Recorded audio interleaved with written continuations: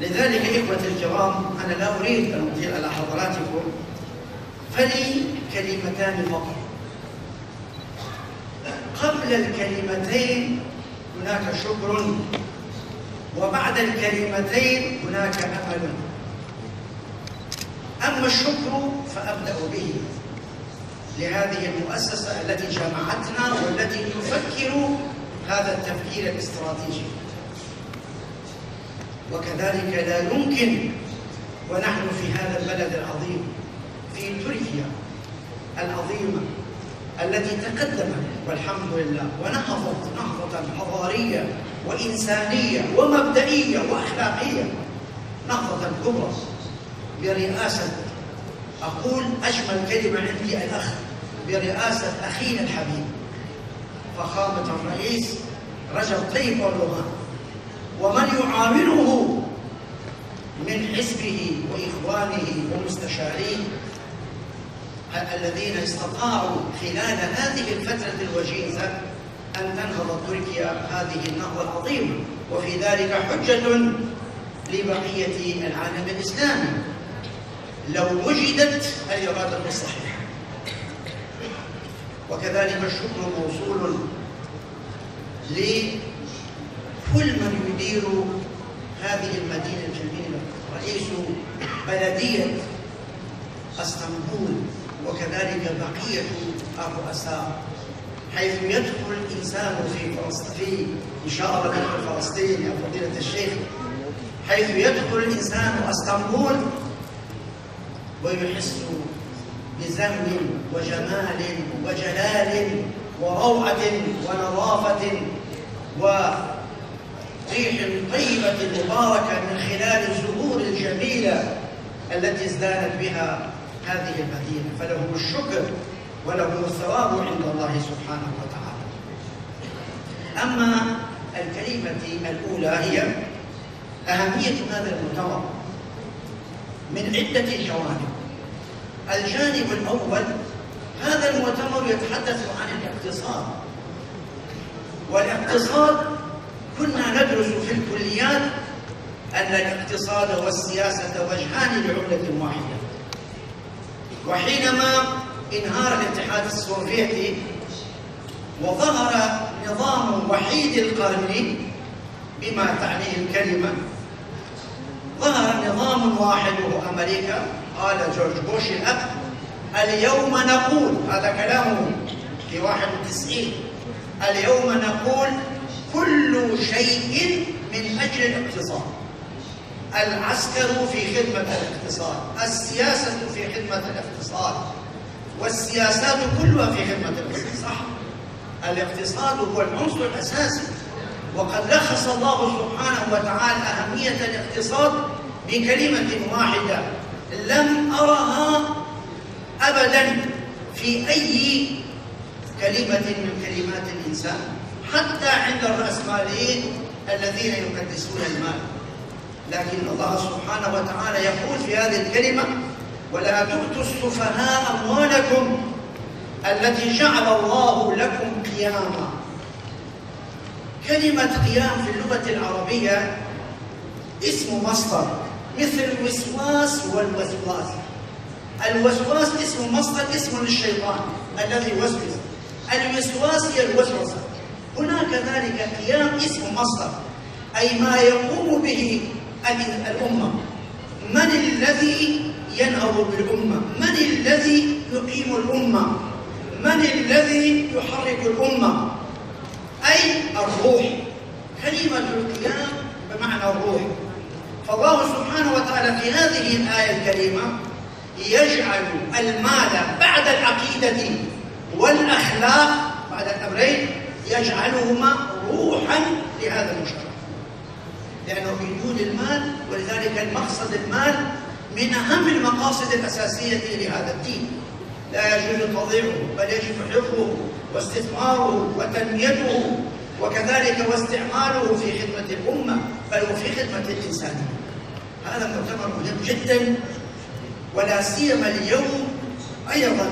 من الجانب الثاني أيضا، إذا كان الاقتصاد مهما فالمؤتمر يدور حوله، وإن شاء الله سيقدم المؤتمر في خاتمة الأمر مشروعا بإذن الله تعالى لكيفية النهوض، ولا سيما نهوض الأمة الإسلامية بل والأمة الإنسانية بمشروع اقتصادي حقيقي سوف أتحدث عنه، وهذا الذي إن شاء الله سأتحدث عنه في جلسة المساء. كما أنقل إليكم سلاما مملوء بالألم والأمل، بالصبر والثبات والرباط من المرابطين والمرابطات في ساحات الأقصى المبارك. أنقل إليكم سلاما من المحاريب، من الخباب، من المآذن. أنقل إليكم سلاما من مصاطب العلم التي تندب حظها وتبكي على ذاتها. أنقل إليكم سلاما من تراب الأقصى المقدس ومن رحاب القدس الشريف ومن أهلها الطائفة المنصورة. أحييكم بألف تحية، ويا ليتنا كنا معكم. ولكن الرسالة الثالثة التي امتلأت دمعا بل رصعت بالدم تصلكم من العروس المتلفعة بعباءة الحسن والأسى، تذرف حبات دمعها بين آهات الألم وتنهدات الأمل، تقول لكم: أونسيتموني ولم تذكروني؟ أتدرون من أنا؟ أنا القدس. أنا مدينة ليست كأي مدينة.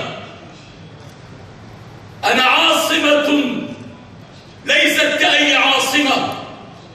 أنا ترابي ليس كأي تراب. أنا أولى القبلتين، ثاني المسجدين، ثالث الحرمين. أنا أرض المحشر وأرض المنشر.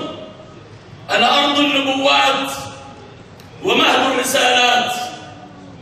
أنا ديار أيوب ومحراب داود. أنا عجائب سليمان ومهد المسيح. أنا مهاجر الخليل ومنتهى الإسراء ومبدأ المعراج. أنا أرض الرباط. أنا أرض الثبات. أنا بوابة الأرض إلى السماء. أنا التي لا يعمر بي ظالم. أنا ملاذ الصالحين، كما كنت ملاذ إبراهيم وموسى من كيد النمرود وفرعون. أنا بي الطائفة المنصورة بإذن الله. İnsanlar arası ilişkilerde özellikle ne kadar finansal işbirliği olursa sosyal ekonomik hareketliliğin olduğu yerde sosyal hareketlilikler oluyor.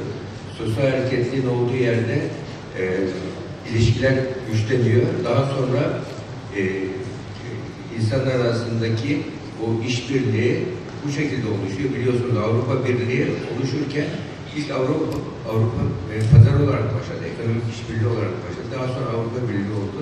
Avrupa Parlamentosu kuruldu. Bu nedenle bu şekilde bir strateji izlenmesi oldukça önemli. Hatta ekonomik işbirliğinin oluşabilmesi için kültürel işbirliği onunla birlikte gitmesi gerekiyor. Kültürel diplomasi ne kadar İslam devletleri arasında yoğun olursa kültürel diplomasi bunun arkasından ekonomik işbirliği geliyor. Daha sonra siyasal işbirlikleri, sosyal işbirlikleri gelecektir. Bunu özellikle buradan çıkacak çıktıların gelecek için bize önemli bir vizyon katacağını bilmekte fayda var. Resul-i Ekrem Aleyhisselatü Vesselam bir hadis-i şeriflerinde bize şöyle buyurdular. Dediler ki yolculuğa çıktığınızda 3 kişi bile olsanız aranızdan birisini reis seçiniz, temsilci seçiniz.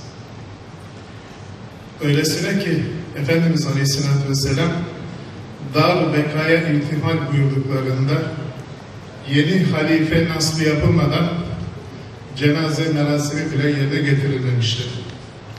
Sahabe-i güzin işte bu ruhla yıllardan beri, asırlardan beri hep bu ders istikametinde bir araya geldiler. Bir ekip oldular.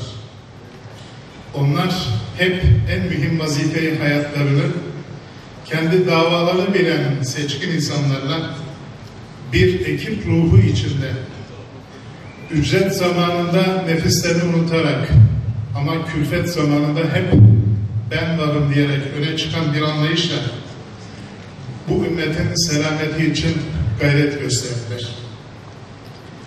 Yönetim anlayışlarında hep nevimizin kemalatını şahsi kemalatın üstünde tuttular.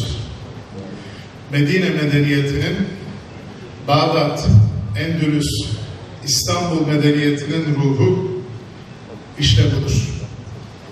Bugün Asya Pasifik'ten Afrika'ya, Anadolu'dan Balkanlara, Hindopaq ülkelerinden Orta Doğu'ya uzanan muhteşem bir coğrafyanın mensupları asırlarca insanlık alemine insaniyet nedir bunu öğreten ve onlara ders veren bir kültürün mirasçısı oldular.